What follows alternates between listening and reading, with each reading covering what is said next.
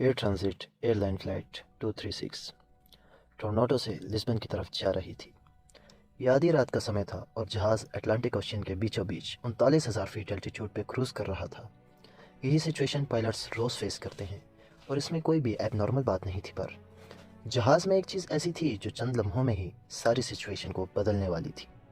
यहाँ आपको बताते चलें कि अटलांटिक ओशन के ऊपर 39,000 फीट एल्टीट्यूड से भी दूर दूर तक ज़मीन नज़र नहीं आती।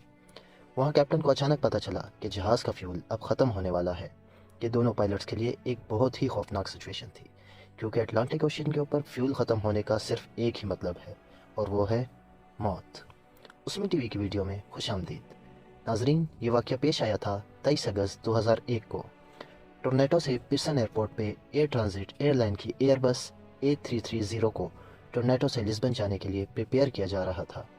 ये 7 घंटे की नॉन स्टॉप फ्लाइट होने वाली थी, इसीलिए इसमें 48 मेट्रिक टन फ्यूल डाला गया और प्रिपरेशन के बाद इसमें बोर्डिंग का अमल शुरू कर दिया गया।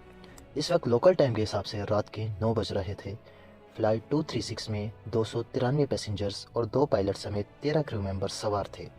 Flight captain 48 years old Robert Piche, जिनको 16,000 हॉर्स का फ्लाइट एक्सपीरियंस था, फर्स्ट ऑफिसर डार्क डिगर थे और उनके पास भी 5,000 घंटों का एक्सपीरियंस था, जिसमें से 400 घंटे उन्होंने यही जहाज़ एयरबस A330 फ्लाई की परवाज़ की थी। जहाज़ की बात की जाए तो ये उस वक्त का state of the art Airbus का मॉडल A330 था, जो सिर्फ 2 ही साल पुराना था। कुल मिलाकर बात यह है कि ना ही पायलट्स के एक्सपीरियंस में कोई कमी थी और ना ही जहाज़ में किसी किस्म का कोई फॉल्ट था। तमाम फ्लाइट चेक्स कंप्लीट करने के बाद पायलट्स फ्लाइट 236 को रनवे तक ले गए और ATC के परमिशन से उन्होंने जहाज़ को टेक ऑफ कर दिया। टेक ऑफ के बाद पायलट ने जहाज़ का रुख अटलांटिक ओशन के ऊपर से लिस्बन की जानिब किया। चंद ही मिनटों में जहाज़ अपने क्रूजिंग एल्टीट्यूड 39,000 फीट तक जा पहुंचा। नॉर्मली इस तरह की लॉन्ग फ्लाइट्स पे पायलट्स को ज़्यादा काम नहीं होता, क्योंकि ज़्यादातर काम ऑटो पायलट सिस्टम ही करता है। पायलट सिर्फ सिचुएशन मॉनिटर करते हैं और कंट्रोल टावर को अपनी लोकेशन और अपडेट से आगाह करते रहते हैं। फ्लाइट 236 को टेक ऑफ किए हुए 4 घंटे गुजर चुके थे। अभी तक सब कुछ नॉर्मल चल रहा था और पैसेंजर कैबिन में ज़्यादातर रात होने की वजह से सो रहे थे। जहाज़ अटलांटिक ओशन के ठीक सेंटर में पहुंच चुका था और यही वो लम्हा था जब जहाज़ में एक मसला हो गया। कैनेडियन टाइम के हिसाब से रात 1 बजे पायलट ने जहाज़ के इंजन नंबर 2 यानी जहाज़ के राइट इंजन में एक एबनॉर्मल रीडिंग नोटिस की। इंजन में ऑयल का प्रेशर ज़्यादा शो हो रहा था और ऑयल की क्वांटिटी कम, और ऑयल टेम्परेचर भी लो इंडिकेट हो रहा था। इस तरह का एरर पायलट्स अपने करियर में पहली बार देख रहे थे। उन्होंने फ़ौरन फ्लाइट मैनुअल खोला और इस अजीब एरर के बारे में जानने की कोशिश की।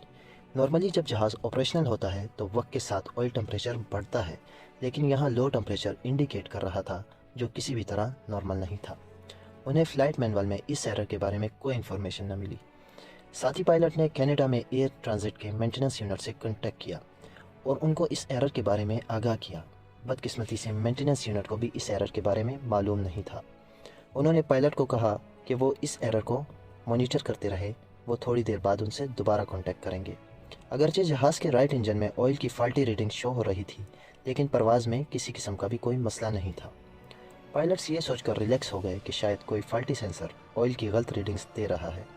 लेकिन आधे घंटे के बाद कैप्टन के सामने एक और एडवाइजरी मैसेज डिस्प्ले हुआ। ये मैसेज ऑयल से रिलेटेड नहीं, बल्कि फ्यूल से रिलेटेड था। कमर्शियल एयरलाइंस का फ्यूल उनके विंग्स में इक्वली डिस्ट्रीब्यूट होता है। नोटिस ये किया गया फ्लाइट 236 के दोनों विंग्स में एक जितना फ्यूल नहीं है। राइट विंग में फ्यूल की क्वांटिटी लेफ्ट के मुकाबले कम थी। नॉर्मली ये मसला इतना सीरियस नहीं होता, क्योंकि इस मसले को फ्लाइट के दौरान ही फिक्स किया जा सकता है।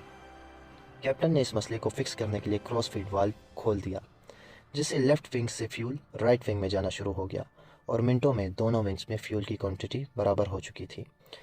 इस बात को अभी 10 मिनट ही गुजरे थे कि कैप्टन को लो फ्यूल की वार्निंग दिखना शुरू हो गई। ये एक ऐसा मसला था जिसको कोई भी पायलट फेस नहीं करना चाहता, और वो भी पैसेंजर से भरे हुए जहाज़ में। पायलट ने देखा कि राइट विंग में दोबारा से फ्यूल कम हो गया है और अब दोनों विंग्स को मिलाकर भी इतना फ्यूल नहीं है जिससे लिस्बन पहुंचा जा सके। इस बार मामला सीरियस हो चुका था। अटलांटिक ओशन के बीचों बीच प्लेन को डाइवर्ट करने के ज़्यादा ऑप्शन भी मौजूद नहीं थे। हकीकत में उनके पास एक ही ऑप्शन था और वो था एज़ोर्स आइसलैंड। यह आइसलैंड अटलांटिक ओशन में मौजूद प्रोटोगॉल टेरिटरी का हिस्सा है, जहाँ टर्सीरा नामी आइसलैंड पर एयरपोर्ट मौजूद है। कैप्टन ने पहली फुर्सत में सांता मैरिया ATC से रब्ता किया اور ان کو بتایا کہ وہ اس ایئرپورٹ پہ فیول شارٹیج کی وجہ سے لینڈ کرنے جا رہے ہیں، اور ابھی تک پائلٹ کو بھی کنفرم نہیں تھا کہ وہ اس ایئرپورٹ تک پہنچ بھی پائیں گے یا پھر انہیں اوشین میں ہی لینڈ کرنا پڑے گا۔ اس وقت جہاز میں 60 ٹن فیول بچا تھا، یعنی قریب 7000 کے جی۔ دیکھنے میں تو یہ بہت زیادہ ہے، لیکن اصل میں یہ A330 کے فیول کیپیسٹی کا صرف 6% فیول تھا، اور وہ بھی بہت تیزی سے کم ہوتا جا رہا تھا۔ پر سوال یہ تھا کہ آخر فیول کم کیوں ہو رہا تھا؟ کیا اس بارے کوئی فالٹی سینسر غلط ریکارڈنگ دے رہا تھا، یا اصل میں فیول کی کمی تھی؟ فیول کم ہونا صرف ایک صورت میں ممکن ہے، کہیں نہ کہیں سے فیول لیک ہو رہا ہو۔ یہ پتہ لگانے کے لیے کیپٹن نے فلائٹ کریو کو انسٹرکشن دی کہ ونگ کی ٹیل ایج یعنی ونگ کے پچھلے حصے کو جا کر مانیٹر کریں۔ اگر تو فیول لیک ہو رہا ہوگا تو ضرور وہاں سے کوئی انڈیکیٹر ملے گا، پر اندھیرے کی وجہ سے کریو کو ایسی کوئی انڈیکیشن نہ مل سکی۔ اب کنڈیشن یہ تھی کہ ہر 5 منٹ میں 1 ٹن فیول ختم ہو رہا تھا۔ کیپٹن کو اب کلیئر ہو گیا تھا کہ فیول کہیں نہ کہیں سے لیک ضرور ہو رہا ہے۔ ان کے پاس اب صرف 25 منٹس کا فیول باقی بچا تھا، جس سے ٹرسیرا ایئرپورٹ تک بھی پہنچنا ممکن نہیں تھا۔ اس دوران کیپٹن اور فرسٹ آفیسر لگاتار مینٹیننس یونٹ اور ATC سے کانٹیکٹ میں تھے۔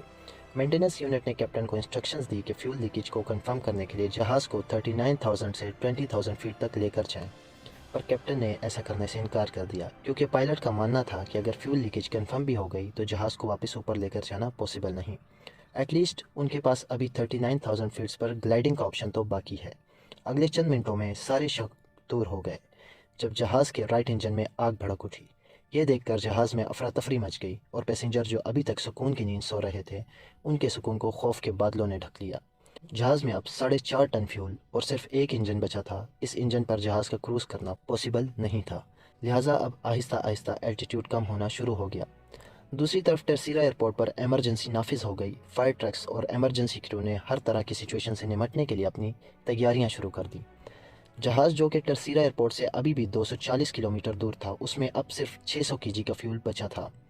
اتنے میں وہی ہوا جس کا ڈر تھا۔ جہاز کا لیفٹ انجن فل تھرسٹ پر چلنے کی وجہ سے جل گیا، اور اب فلائٹ 236 بغیر انجن کے اٹلانٹک اوشین کے اوپر گلائڈ کرنے لگی۔ یہاں پر کیپٹن کی جہاز کو 20,000 فیٹ تک ڈراپ نہ کرنے کا فیصلہ بالکل صحیح ثابت ہوا۔ دونوں انجن بند ہونے کی وجہ سے اب جہاز کے اندر اندھیرا چھا گیا، کیونکہ انجن کی وجہ سے چھت کا الیکٹریکل سسٹم بھی چلتا ہے۔ خوش قسمتی سے جہاز کا آٹومیٹک ٹربائن باہر نکل آیا، جو کہ ایئر سپیڈ سے صرف اتنی الیکٹریسٹی جنریٹ کرتا ہے جس سے کاکپٹ کے امپورٹنٹ اکوپمنٹس چل سکیں۔ اب ٹرسیرا ایئرپورٹ 120 کلومیٹرز دور تھا۔ جہاز 30,000 فٹ تک نیچے آ گیا تھا، اور کیپٹن کو یہ ڈسٹینس صرف گلائڈ کر کے پار کرنا تھا۔ پیسنجر کیبن میں اندھیرا اور پن ڈراپ سائلنس نے ایک خوف کا سما بنائے رکھا تھا، ایسی خاموشی جو شاید کسی آفت کا اشارہ دے رہی تھی۔ ورسٹ کیس یہ تھا کہ اگر جہاز ایئرپورٹ تک نہ پہنچ پایا تو اس کو اوشین میں ہی لینڈ کرنا پڑے گا۔ اسی وجہ سے کریو نے پیسنجرز کو پانی میں لینڈنگ کے حوالے سے پریپیئر کرنا شروع کر دیا۔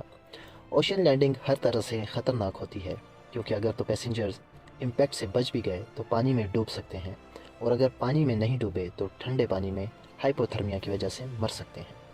نارملی بغیر انجن کے پیسنجر پلین کو گائیڈ کرنا بہت مشکل ہوتا ہے۔ سب کچھ پلین کے پچ کنٹرول پہ ڈیپینڈنٹ ہوتا ہے، جس کو پائلٹ مینولی اسٹک سے کنٹرول کر رہے تھے۔ جہاز کا الٹیٹیوڈ 2000 فیٹ پر منٹ کے حساب سے ڈراپ ہو رہا تھا، یعنی اگلے 15 منٹوں میں یا تو جہاز ایئرپورٹ پر پہنچ جائے گا یا پھر اوشین۔ جب پلین کا ڈسٹینس ٹرسیرا ایئرپورٹ سے 15 کلومیٹر رہ گیا تو اس کا الٹیٹیوڈ 13,000 فٹ رہ گیا، اور نارملی اتنے ڈسٹینس پر الٹیٹیوڈ 3,000 فٹ رکھنا ہوتا ہے۔ اگر تو پائلٹ نے نوز ڈائیو کر کے اپنا الٹیٹیوڈ کم کیا تو پلین کی سپیڈ بہت تیز ہو جائے گی، اور اس سچویشن میں کریش لینڈنگ کے امکان بہت زیادہ ہوتے ہیں۔ اس لیے پائلٹ نے جہاز کو وہیں ایک 360 کا چکر لگوایا۔ یہ چکر جب کمپلیٹ ہوا تو ایئرپورٹ سے ڈسٹینس اتنا ہی تھا، جبکہ الٹیٹیوڈ 5,000 فٹ تک ڈراپ ہو چکا تھا۔ یہ الٹیٹیوڈ اب بھی زیادہ تھا، پر اتنا زیادہ نہیں کہ ایک اور 360 لگایا جا سکے۔ اس لیے پائلٹ نے جہاز کی پوزیشن رن وے کی سیدھ میں کی اور اس کو چند ایس ٹرنس لگوائے۔ ایس ٹرنس کی وجہ سے جہاز کا رن وے سے ڈسٹینس مزید بڑھ گیا، اور اس کو الٹیٹیوڈ کم کرنے کا مزید ٹائم مل گیا۔ نارمل حالت میں لینڈنگ کے وقت سلیپس اوپن رکھے جاتے ہیں، جن سے ڈریگ پیدا ہوتا ہے اور انجن تھرسٹ بڑھا دیا جاتا ہے، جس سے پلین کی نوز اوپر ہو جاتی ہے۔ پر فلائٹ 236 کے پاس انجن تھرسٹ تو تھا ہی نہیں، اس لیے لینڈنگ نارمل لینڈنگ سے بہت الگ اور بہت خطرناک بھی تھی۔ پائلٹ کے پاس پلین کو لینڈ کرنے کا صرف ایک ہی چانس تھا، یا تو آر یا تو پار۔ آخرکار پلین ایک زور کے جھٹکے سے رن وے پر لگا اور 12 میں سے 8 ٹائرز برسٹ ہو گئے۔ پلین کو روکنے میں تھوڑی مشکل تو ضرور پیش آئی، لیکن فائنلی وہ اسکڈ کرتا ہوا رک ہی گیا۔ प्लेन के रुकते ही उसके लैंडिंग गियर में आग भड़क उठी, जिस पर एयरपोर्ट क्रू ने फौरन काबू पा लिया। फ्लाइट 236 एविएशन हिस्ट्री का वो पहला और आखिरी पैसेंजर प्लेन था जिसमें बगैर इंजन के सबसे ज़्यादा टाइम ग्लाइड करने का रिकॉर्ड बनाया। राइट इंजन में फ्यूल लीकेज के हवाले से जब इन्वेस्टिगेशन हुई तो मालूम हुआ कि टोरंटो में टेक ऑफ से पहले मेंटेनेंस क्रू ने इंजन का एक पार्ट चेंज किया था, लेकिन वो पार्ट किसी और प्लेन का था। लूज फिटिंग की वजह से उसमें वाइब्रेशन हुई, जिसने करीब से गुजरती फ्यूल लाइन को ब्रस्ट कर दिया। इस वाक़ये के बाद ही एयरबस ने एक नया सिस्टम इंस्टॉल किया, जिससे फ्यूचर में पायलट्स को दौरान परवाज़ फ्यूल लीकेज का भी पता चल सकेगा। एक साल बाद कैप्टन रॉबर्ट पीशिया और फर्स्ट ऑफिसर डार्ट टिकर को एयरबस A330 पर डेड स्टिक लैंडिंग परफॉर्म करने के लिए सुपीरियर एयरमैनशिप अवार्ड से नवाजा। उम्मीद है उसमी टीवी की ये वीडियो आप लोग भरपूर लाइक और शेयर करेंगे। मिलते हैं अगली ज़बरदस्त इन्फॉर्मेटिव वीडियो में।